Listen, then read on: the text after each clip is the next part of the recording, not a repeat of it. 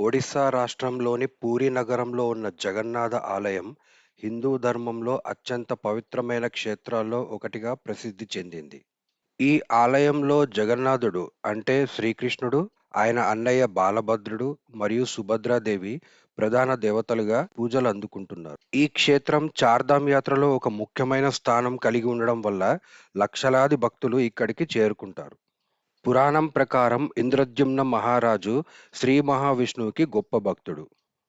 ఒకసారి ఆయన నీలమాధవ స్వామి అనే విష్ణువు రూపం గురించి తెలుసుకుని ఆ దేవుణ్ణి దర్శించుకోవాలనే కోరికతో ఒక అద్భుతమైన ఆలయాన్ని నిర్మించాలని సంకల్పించాడు. విగ్రహాల నిర్మాణానికి విశ్వకర్మ దేవుడు ఒక వృద్ధుడి రూపంలో వచ్చి సహాయం చేయడానికి ఒప్పుకున్నాడు. అయితే ఆయన ఒక షరతు పెట్టాడు. తాను పని చేస్తున్నంత వరకు ఎవరూ తలుపు తెరవకూడదని. కొన్ని రోజులు గడిచిన తర్వాత లోపల ఎటువంటి శబ్దం వినిపించకపోవడంతో రాజు ఆందోళనతో తలుపు తెరిచాడు. అప్పటికే విగ్రహాలు పూర్తిగా తయారవ్వక ముందే విశ్వకర్మ అదృశ్యమయ్యాడు. అందుకే జగన్నాథ స్వామి, బాలభద్రుడు మరియు సుభద్రాదేవి విగ్రహాలకు చేతులు, కాళ్ళు పూర్తిగా ఉండవు.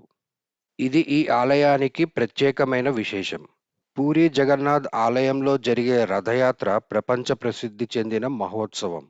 ప్రతి సంవత్సరం జగన్నాథుడు, బాలభద్రుడు మరియు సుభద్రాదేవి భారీ రథాల్లో ఊరేగింపుగా బయలుదేరుతారు. ఈ ఉత్సవంలో లక్షలాది భక్తులు పాల్గొని భక్తిభావంతో దేవుని దర్శనం చేసుకుంటారు. ఈ విధంగా పూరీ జగన్నాథ క్షేత్రం భక్తి, సంప్రదాయం మరియు దైవ మహిమ కలిసిన ఒక అద్భుతమైన ఆధ్యాత్మిక కేంద్రంగా నిలిచింది. మీరు కూడా జీవితంలో ఒక్కసారైనా ఈ పవిత్ర పూరీ జగన్నాథ క్షేత్రాన్ని తప్పకుండా దర్శనం చేసుకోండి.